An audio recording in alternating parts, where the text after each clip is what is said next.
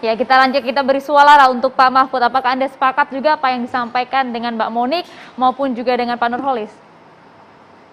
Ini karena semua pakai masker jadi saya izin buka biar lebih enak ngomongnya ya. Saya mengikuti paparan dari Rabi Yakob ya. Tadi juga ada tambahan dari Mbak Monik. Saya menangkap ada nuansa yang sangat kuat, ikatan batin hubungan darah ya. Rabi Yakob ini dengan neneknya yang berdarah Yahudi ya. Walaupun saya baca Rabi Yakob sendiri kan tidak pure, tidak murni Yahudi, arti campuran ya. Sama seperti Mbak Monik juga campuran. Nah, jadi kalau kemudian ikatan darah ini lalu ada peristiwa masa lalu yang menimbulkan trauma dan itu ingin dikenang dan juga ingin dijadikan pembelajaran bagi yang lain, saya kira secara pribadi itu hak setiap orang ya, hak setiap orang. Dan tadi sudah dijelaskan bahwa itu uang pribadi, tanah pribadi dan segala macamnya. Aset pribadi. Iya. Tetapi persoalan akan berbeda ketika museum itu kemudian diresmikan oleh pejabat pemerintah. Dan dibuka untuk umum. Bahkan dihadiri oleh pejabat kedutaan besar negara asing gitu ya.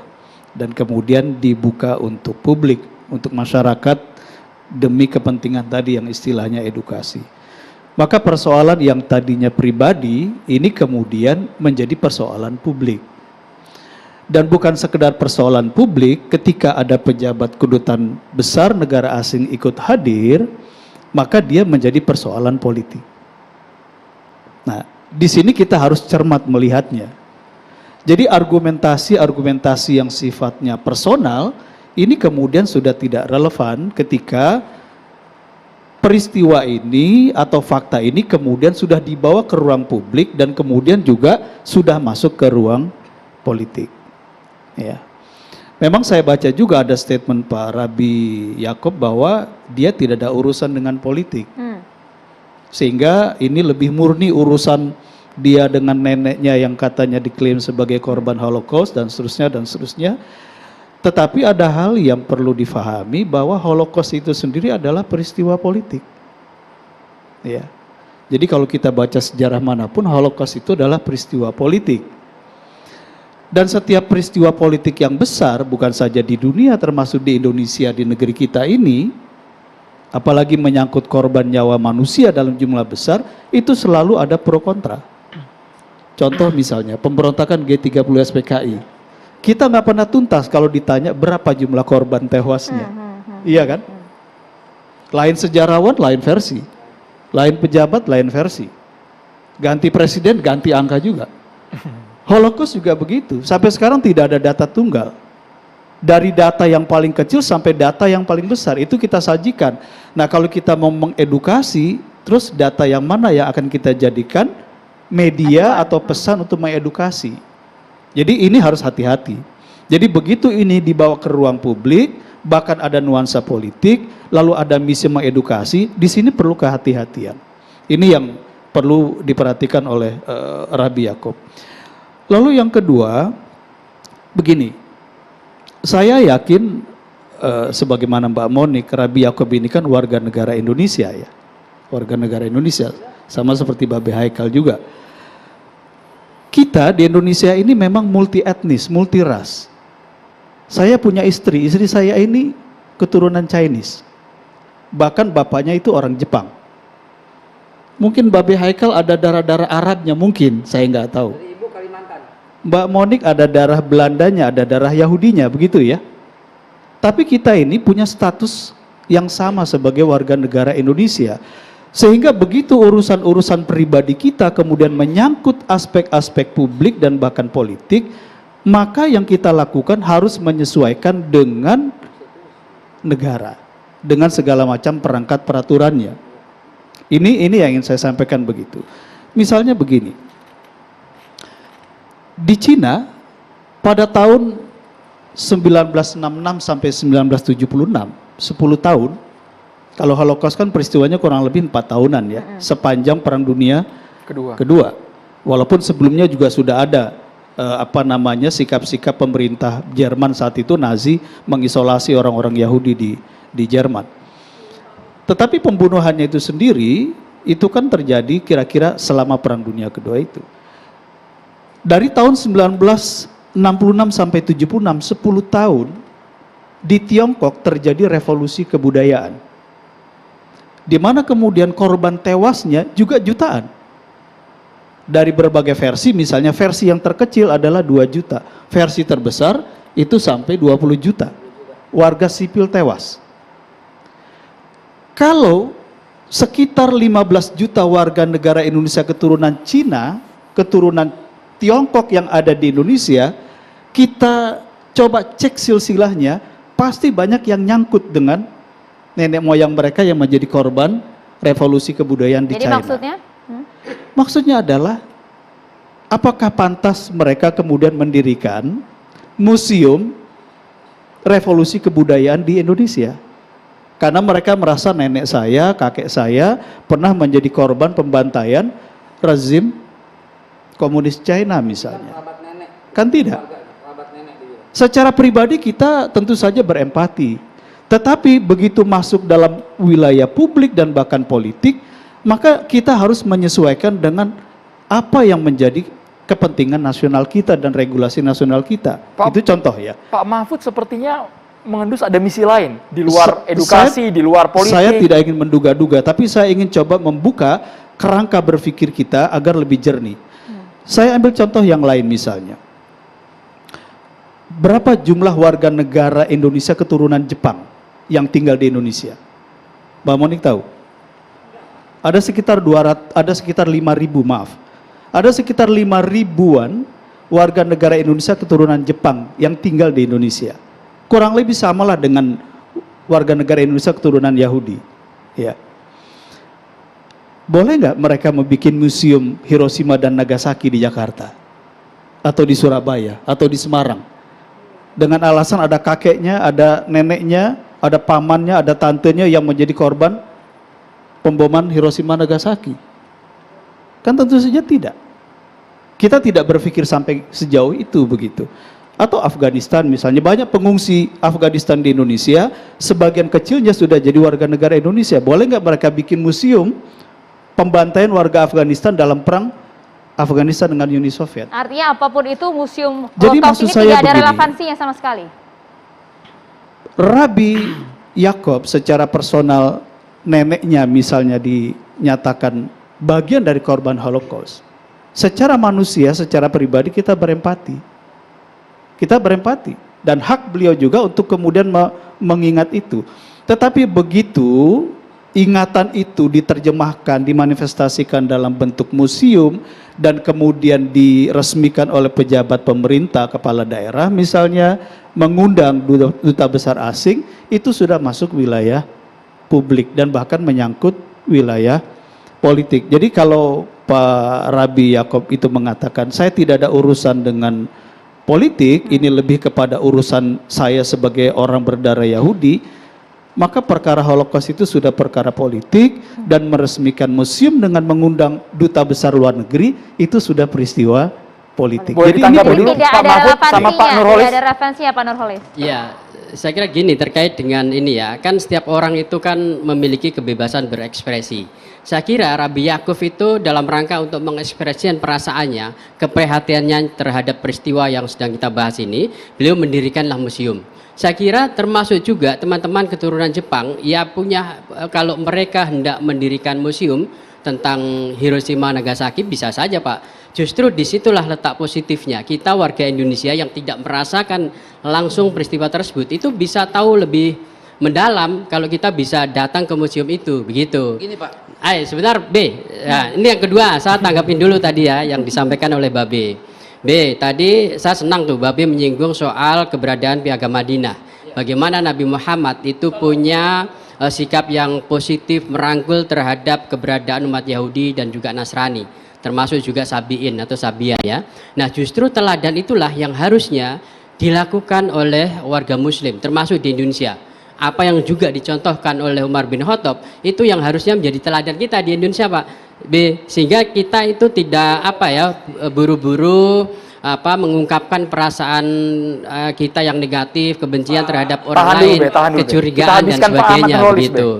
Gitu, Be. Ya. Pak Nurholis, jadi apa sih sebenarnya manfaat dari edukasi yang didapat oleh masyarakat Indonesia dengan adanya museum ini? Iya, paling nggak Seberapa kan signifikan? kita warga Indonesia itu bisa menambah wawasan kita terkait dengan Holocaust itu. Kan tadi kalau kita mendengar ya perdebatan Babe dengan Mbak Monik itu soal data misalnya, itu kan berbeda-beda. Data yang disajikan oleh Rabi Yakub juga berbeda. Nah, sehingga dengan adanya museum itu kita bisa mendapatkan data lain mungkin begitu. Sekarang ini kan era di mana setiap orang bisa mendapatkan beragam informasi. Tapi kalau dijadikan kepentingan politik kata Pak Mahfud tadi? Ya, soal politik saya kira ada mekanisme untuk bisa menyelesaikan itu kan. Saya boleh gitu. mengkoreksi Ya. komentar kepada saya ya. Tadi kan ya hak setiap orang untuk berekspresi. Kalau nanti orang turunan Jepang mau bikin museum Hiroshima, orang turunan Chinese mau bikin museum revolusi kebudayaan dan seterusnya. Saya kira ini pemikiran yang sangat absurd. Pemikiran yang tidak punya basis tata kenegaraan. Karena begini. Kalau setiap orang bebas membuat satu aktivitas dan mengundang pejabat-pejabat kedutaan negara asing atas nama kebebasan, kita ini bukan negara di ruang hampa, Pak. Kita ini punya regulasi, kita ini punya konstitusi, nggak bisa, Pak. Ya, nggak bisa begitu. Itu, jadi saya membayangkan kalau dasarnya adalah kebebasan, maka berapa banyak museum yang tidak ada kaitan historis dengan kita lalu bisa dibuka di sini gitu ya. Lalu orang kemudian berargumentasi ini demi kebebasan. Nggak bisa begitu, Pak. Kalau itu persoalannya pribadi silakan, tapi kalau sudah menyangkut urusan publik, apalagi ada dimensi politiknya, maka pertimbangannya bukan hanya lagi pertimbangan pribadi, negara punya kepentingan di situ. Makanya kenapa saya misalnya mengamati apa statement dari Kementerian Luar Negeri mewakili pemerintah. Pemerintah memang tidak mau masuk ke wilayah ini, tapi beliau katakan apa? Pejabat Kementerian Luar Negeri, kami masih fokus pada urusan pembelaan sikap kami terhadap Palestina. Memang ini tidak ada kaitannya karena Palestina dengan Israel, Yahudi ini perkara lain yang kita bicarakan. Tetapi ini satu indikasi sebenarnya, satu pesan bahwa nggak bisa orang itu dengan sebebas-bebasnya semau-maunya tanpa kemudian mempertimbangkan dampak dari Nah, kalau apa saya yang dia melihat lakukan, nggak bisa pendirian begitu, Holocaust Pak. ini, museum ini bukan tanpa pertimbangan, Pak. Kenapa kemudian bisa berdiri di Minahasa Utara gitu ya? Lalu kemudian juga sejumlah pejabat juga memberikan dukungan hadir. Saya kira niatan tujuan dari didirikannya tersebut itu bukan sesuatu yang absurd, justru sudah dimulai dengan perjumpaan, dialog dan sebagainya. Sehingga kemudian Rabi Yakub ini berani untuk mendirikan itu. Kalau misalnya katakanlah sejak awal itu ditolak atau ada kontroversi yang sangat tinggi gitu ya di wilayah tersebut, saya yakin Rabi Yakub juga nggak akan berani untuk Tapi mendirikan. kan ini kan Indonesia, tidak hanya Minahasa Ya ya. betul. Mbak Monik, Nah, oleh silakan. karena itu kan gini loh, dalam konteks Minahasa Utara, kebetulan saya beberapa kali berkunjung ke sana dan terlibat dalam kegiatan lintas agama. Justru saya menemukan potret bagaimana toleransi antar umat beragama, antar suku yang berbeda itu sungguh luar biasa. Mbak Monik tanggapannya? Nah, oleh Maaf, saya setuju karena dampak positif dari keberadaan museum sangat dibutuhkan di Indonesia. Karena tadi saya sudah perlihatkan gambar-gambar yang bisa ditemukan di internet, di Google Image. Nah, yang kedua dampak positifnya adalah seperti yang dikatakan oleh Mas Nurholis, kita ini menambah wawasan.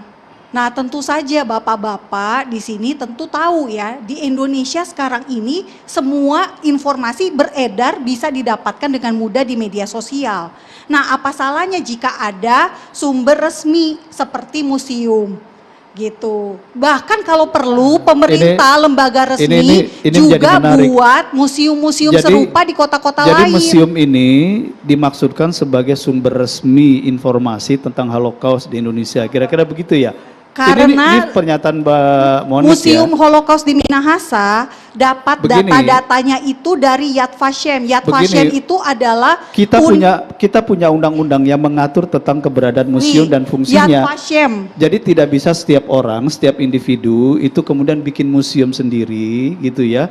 Dan fungsinya ditujukan kepada publik. Nggak bisa begitu, Mbak. Jadi ada undang-undangnya juga tentang museum. Tapi Jadi, konteksnya kan Holocaust ini Betul. memang edukasi Makanya yang begini, dibutuhkan saya di katakan, Indonesia, Pak. kalau secara pribadi, it's no problem, Pak. Tapi begitu ini sudah dijadikan sebagai sarana publik dan bahkan mengundang pejabat kedutaan negara asing, Karena maka Jerman itu yang masuk berkaitan wilayah langsung. politik. Itu Karena masuk Jerman wilayah berkaitan politik. langsung dengan Nazi. Contoh misalnya begini. Holocaust terjadi karena Nazi. Nazi partai resmi waktu itu yang berkuasa di Jerman. Betul. Makanya kedubes Jerman datang. Betul sekarang kalau misalnya ada warga negara Indonesia keturunan Chinese mau bikin, tetapi kemudian ada pejabat negara yang hadir di situ, dia bisa jadi persoalan. Ya, sejauh Karena ini nanti Kemlu itu tidak akan menyangkut- menyatakan keberatan akan menyangkut terhadap kebijakan kedutaan politik- besar kebijakan Jerman loh, politik Pak. negara. Kemlu tidak menyatakan di si- keberatan terhadap kedubes Di sini, Jerman. disinilah letak persoalannya. Bahwa seperti saya katakan tadi, kalau ini persoalan pribadi, itu nggak ada masalah. Karena saya juga memahami ada ikatan darah pada diri seperti apa tadi pendeta Rabi Yakob, sebagaimana Mbak Monik juga. Tetapi begitu ini sudah dijadikan sebagai sarana publik, apalagi dikatakan ini museum sebagai informasi resmi, maka dia harus tunduk pada aturan yang Tapi kan ini ada. museumnya sudah ada, jadi bagaimana? Nah justru itu kan kalau kita mau mengedukasi, ini kan sebentar saja sudah jadi perdebatan. Singkat, kan? Babe. Singkatnya begini, apa yang beliau sampaikan udah jelas dan terang benderang. Kok susah dipahami? Iya, kenapa sih ditolak saya tuh? sangat, Alasannya saya apa sangat sih sedih ditolak? sekali ketika Bapak mengatakan awal responnya itu tiap orang bebas melakukan ekspresi. Berarti itulah pola pikir Bapak. Pak, bebas berekspresi itu kita punya konstitusi dan undang-undang, Pak, yang Oke. terhormat. Iya, saya tahu itu, Be. Lagi pula Monik ini kok susah sekali dibilangin begitu loh. Ya, susah sekali dibilangin secara pelan-pelan dituntun. Saya juga udah menyampaikan pelan-pelan dituntun. Kok maaf ya, susah banget gitu dibilangin gitu yang baik gitu loh ya. Pak, kalau Bapak tadi menyinggung saya karena saya menyinggung Piagam Madinah, Yeah. begini Pak, begini ya, saya jelasin Pak. Tidak ada bentuk negara yang baku dalam Islam. Ya Pak ya. Zaman setiap berbeda dan kita memilih NKRI Betul. harga mati. Ya. Kita Ya. memilih Pancasila ya Pak ya. NKRI kita, Pancasila kita yang tertuang dengan lengkap dan detail semua, itu sekarang tidak menyetujui. Sekarang, nggak tahu besok, nggak tahu lusa, nggak tahu kapan depan. Sebagai orang yang taat dengan undang-undang, tidak bisa membenarkan ini. Sepakat, Be. NKRI ya. harga mati, catatan demokrasi akan segera kembali sesaat lagi.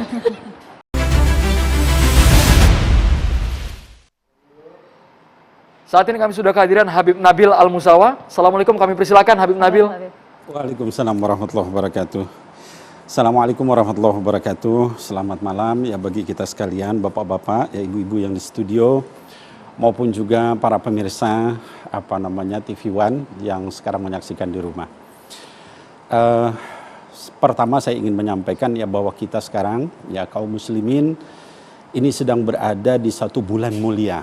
Namanya adalah bulan Rajab ya. Allah Subhanahu wa taala berfirman tentang bulan Rajab. Kata Allah di surat At-Taubah, "Inna iddatasyuhuri 'indallah 12 syahran fi kitabillahi yauma khalaqas samawati wal ard minha arba'atun hurum." Ya. Kata Allah Subhanahu wa taala, sesungguhnya penciptaan seluruh langit dan bumi itu ada dalam 12 bulan, ya. Dan itulah Allah menciptakan seluruh langit dan bumi, dan di antara 12 bulan itu ada 4 bulan mulia, ya. Salah satunya adalah Rajab, ya, selain Dzulqa'dah, Dzulhijjah dan Muharram, itu adalah bulan Rajab yang saat ini kita berada. Kemudian kata Allah Subhanahu wa taala, "Dzalikad dinul qayyim fala tadlimu fihinna anfusakum." Ini yang berkaitan dengan topik kita. Kata Allah Subhanahu wa taala bahwa itulah agama yang lurus, ya. Dan jangan kalian saling menzolimi satu dengan yang lain ketika sedang berada di bulan-bulan mulia itu, ya. Nah, kalau kita melihat salah satu bentuk kezoliman itu adalah penganiayaan, penjajahan, ya, dan sebagainya yang dilakukan oleh orang-orang itu dalam agama Islam bahkan pada zaman dahulu, pada zaman Rasul SAW dan bahkan sebelumnya, itu pada bulan Rajab berhenti. Ya. Penyiksaan, kezoliman, segala macam, peperangan berhenti semua. Ya. Nah kalau kita lihat sekarang, ya apakah itu terjadi? Ya, kita melihat misalnya di Palestina, ya luar biasa, terus saja yang terjadi adalah penjajahan. Dan itu terjadi terus-menerus, nggak ada berhenti. Ya. Yang kedua, hadirin wal hadirat yang dimuliakan Allah, di dalam Quran juga dikatakan dalam ayat yang lain, Allah berfirman di surah Al-Isra. Kata Allah, subhanalladzi asra bi'abdihi laylan minal masjidil haram ilal masjidil aqsa. Maha suci Allah subhanahu wa ta'ala yang sudah memperjalankan hambanya dari Masjidil Haram ke Masjidil Aqsa. Di mana Masjidil Aqsa? Di Palestina. Ya. Dan dalam Al-Quran itu hanya 2 ayat di mana Allah bertasbih untuk dirinya sendiri. Ya. Yang lain itu hambanya yang bertasbih. Yusabbihu lillah, sabbaha lillah. Tapi dalam ayat ini kata Allah, subhanalladzi asra bi'abdi. Maha suci Allah sendiri, ya, yang sudah melakukan Isra kepada hambanya itu Muhammad, minal masjidil haram ilal masjidil aqsa. Disebutkan secara jelas dari Masjidil Haram ke Masjidil Aqsa. Supaya apa? Supaya nggak timbul perbedaan pendapat di kalangan umat tentang keutamaan Masjidil Aqsa. Ya. Ditambahkan lagi, alladzi barakna haulahu linuriyahu min ayatina. Yang kedua masjid itu, yaitu Masjidil Haram dan Masjidil Aqsa, itu diberkahi oleh Allah Subhanahu wa taala. Linuriyahu min ayatina, diturunkan ayat kami. Dan ayat ini sebenarnya tadi mendengar apa yang disampaikan oleh para pembicara, ini menyatakan semua agama itu menghormati itu. Kenapa? Masjidil Haram tempatnya Nabi Ibrahim, Abraham kalau di dalam agama Nasrani atau Yahudi, ya dikatakan Abraham. Itu yang membangun ya Masjidil Haram. Masjidil Aqsa, Nabi Musa, Nabi Isa, ya, semuanya satu. Ya. Artinya apa? Jangan zolim. Gitu ya. Yang jadi masalah di antara kita sekarang adalah kita melakukan satu perbuatan tapi menyakiti yang lain. Nah itu yang jadi masalah. Ya. Jadi sampai Allah bertasbih lalu kemudian dimuliakan. Dan kalau kita bertanya kenapa perjalanannya harus ke Masjidil Aqsa dulu? Padahal yang namanya tempat yang mulia banyak. Ada di Yaman, ada di Yordan, ya. Berbagai tempat yang mulia. Ya, tapi di sini Allah katakan minal Masjidil Haram ilal Masjidil Aqsa. Ya. Nah kemudian hadirin wal hadirat yang dimuliakan Allah, ya bagi kita yang beragama Islam, ya karena tadi disinggung tentang perjanjian Madinah. Seringkali ya ada ketidakadilan di dalam mengambil ayat hadis ya atau teks dalam Islam. Misalnya tentang perjanjian Madinah, itu diagung-agungkan luar biasa. Bagus, itu adalah sunnah Rasulullah sallallahu alaihi wasallam. Tapi kita lupa Rasul Nabi Muhammad sendiri sallallahu alaihi wasallam itu juga yang memerangi Bani Quraidah, memerangi Bani Qainuqa, mengusir mereka, ya, menjadikan sebagian mereka menjadi sandera. Ya, kenapa? Karena kezoliman mereka. Jadi coba kita kontekstual, dua-duanya kita gabung, ya. Kadang kita harus bersikap baik luar biasa sama ini kalau mereka tidak memerangi. Tapi terhadap orang-orang Palestina yang sampai hari ini di Syekh Jarrah itu disiksa, diusir, apa kita menutup mata sama itu? Ya, jadi jangan sampai kita playing victim. Ya, playing victim itu merasa bahwa kita kena korban, tapi kita gunakan untuk menyiksa yang lain. Gitu ya. Nah, jadi saya dulu ketika SMA, saya menjadi pembaca pembukaan undang-undang. Dan tadi sudah dikatakan, ya, dikatakan bahwa kemerdekaan itu adalah hak segala bangsa. Dan oleh sebab itu maka penjajahan di atas dunia harus dihapuskan. Itu menjiwai seluruh batang tubuh dan pasal. Ya, kita hormati itu. Kita bicara agama, kita bicara Pancasila, semuanya senarai. Tahun 2007 saya ke Amerika, saya juga berkunjung ke New York, saya berkunjung ke satu tempat namanya K Street. Saya juga ketemu dengan beberapa rabi Yahudi dari sekte Hasidik. Ya. Dan kita nggak masalah dengan itu, yang kita masalahkan dengan Israel. Jadi sekali lagi terkait dengan hal ini, yuk kita kumpulkan semua bukti-bukti tadi dan sebagainya, lalu kita putuskan ini kira-kira sudah cocok atau tidak. Dan menurut hemat saya sebaiknya boleh diadakan begitu kalau Israel sudah menghormati Palestina. Silahkan, ya maka nggak ada masalah. Ya, ini bukan masalah agama, ini masalah kemanusiaan. Saya kira mungkin itu yang ingin saya sampaikan. Ya mudah-mudahan diberikan keberkahan kita semua. Diskusi kita malam hari ini. Assalamualaikum warahmatullahi wabarakatuh.